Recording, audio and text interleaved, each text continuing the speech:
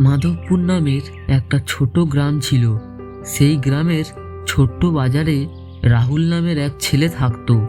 সে সবজি বিক্রি করত। তার ঠেলা গাড়িতে সবজি থাকতো, আলু, টমেটো, মরিচ। রাহুল ধীরে ধীরে কাজ করত।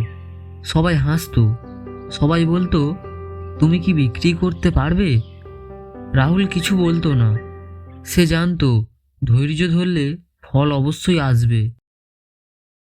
প্রতিদিন সে মানুষের পাশে থাকতো, মানুষকে সাহায্য করত, বৃদ্ধদের সাহায্য করত, ছোটদের খেলা শেখাতো, গ্রামের নানা কাজ করত। যাদের দরকার তাদের পাশে দাঁড়াতো। সে হেসে কথা বলতো, মানুষকে উৎসাহ দিত। কিন্তু রাহুল ধীরে ধীরে চেষ্টা চালিয়ে গেল। সে হাসি, ভালো মন, ধৈর্য সব একসাথে রাখলো। মানুষ দেখল, মনুষ্যকে সাহায্য করা, ধৈর্যের সঙ্গে যত্ন নিলে ফল মিষ্টি হয়। মাসের পর মাস কেটে গেল। মানুষ তার দোকানে আসতে শুরু করলো।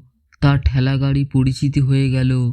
কারণ সে ধৈর্য ধরে কাজ করেছিল, মানুষের পাশে ছিল।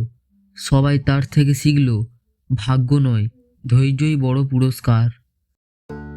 শেষে রাহুল ঠেলাগাড়ি নিয়ে ঘরের উদ্দেশ্যে রওনা দিল এবং বলল, ধৈর্য ধরো, ছোট কাজ করো, মানুষকে সাহায্য করো, ফল সবসময় ভালোই হবে।